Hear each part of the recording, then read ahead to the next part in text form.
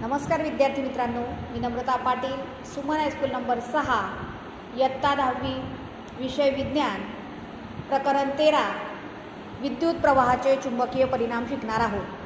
Magnetic effect of electric current.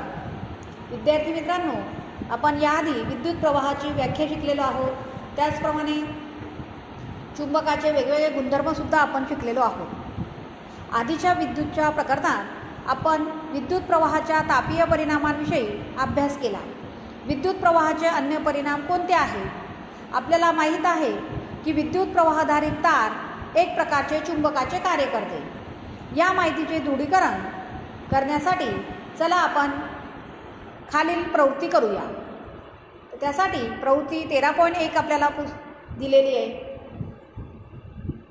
प्रवृत्ती 13.1 आकृती 13.1 मध्ये दर्शवल्याप्रमाणे विद्युत परिपथामध्ये बिंदू X आणि Y यांच्यामध्ये चांगला जाड तांब्याचा तार बसवा.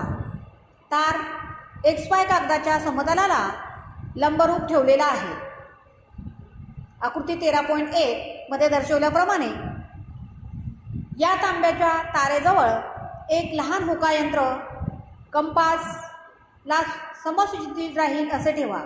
त्याच्या सुईचे अवलोकन करा. आता कळमधून प्लग टाकून परिपथात विद्युत प्रवाह पसार करा. होकायंत्राच्या सुईच्या स्थानात होणाऱ्या बदलाचे अवलोकन करा.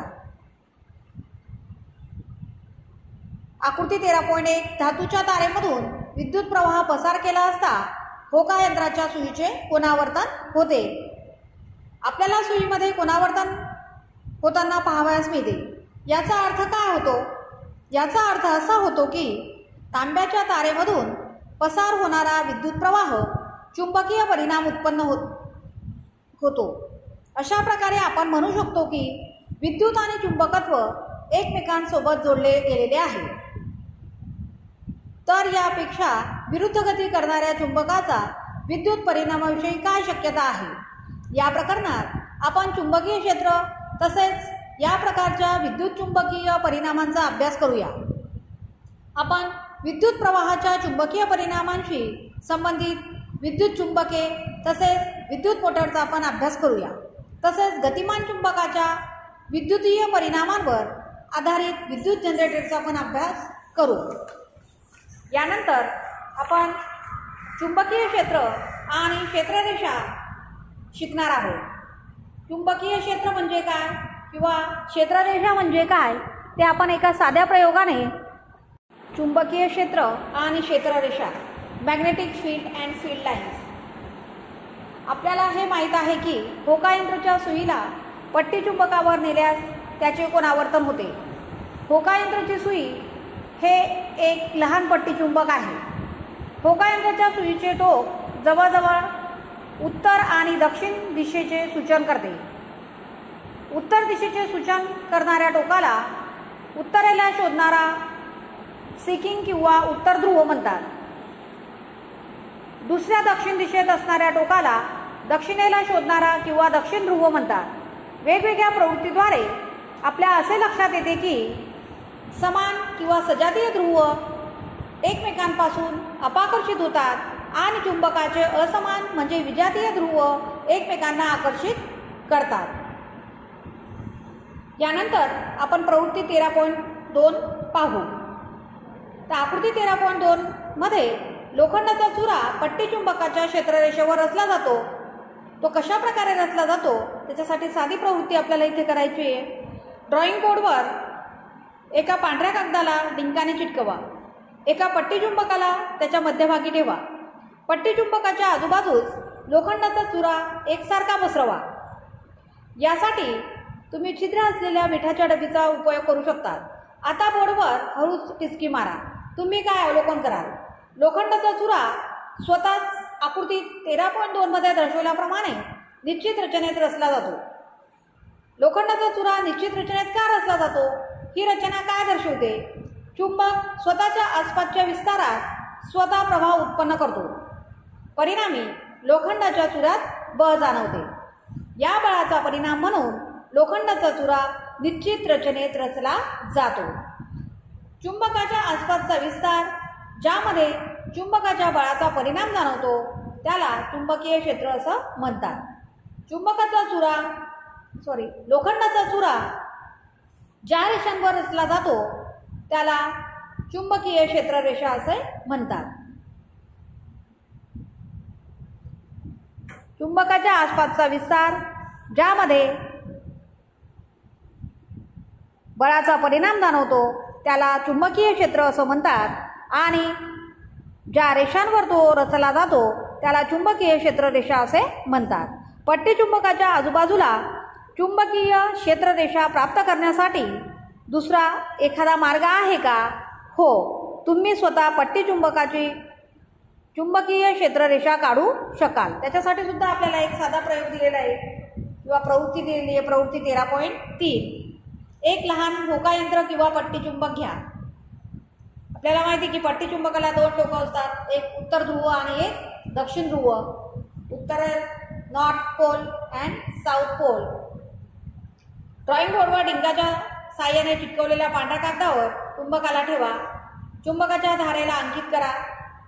चुंबकाच्या उत्तर ध्रुवाजवळ होकायंत्र ठेवा. त्याची अशा प्रकारे हालचाल होते. सुईचा दक्षिण ध्रुव चुंबकाच्या उत्तर ध्रुवाकडे जातो.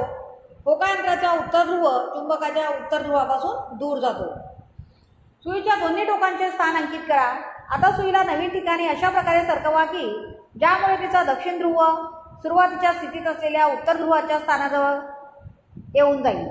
अशा प्रकारे आकृतीमध्ये 13.3 मध्ये दर्शवल्याप्रमाणे तुम्ही दक्षिण ध्रुवापर्यंत उत्तरोत्तर गती करून पोहोचाल. कागदावर असलेल्या या बिंदूंना सलग वक्राच्या स्वरूपात जोडा. हे वक्र क्षेत्ररेषा दर्शवतात. या पद्धतीचे पुनरावृत्तन करून तुम्हाला शक्य होईल तेवढ्या रेषा काढा. तुम्हाला आकृती 13.4 मध्ये दर्शवल्याप्रमाणे रचना मिळेल. या रेषा चुंबकाच्या आसपास असलेल्या चुंबकीय क्षेत्राचे निरूपण करतात. त्यांना चुंबकीय क्षेत्ररेषा असं म्हणतात. क्षेत्ररेषेवर गती करणाऱ्या होकायंत्राच्या सुईच्या आवर्तनाचे अवलोकन करा.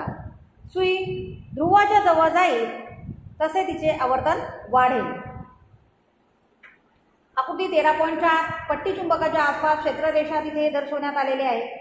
चुंबकीय क्षेत्र दिशा आणि मूल्य दोन्ही असलेली भौतिक राशी आहे.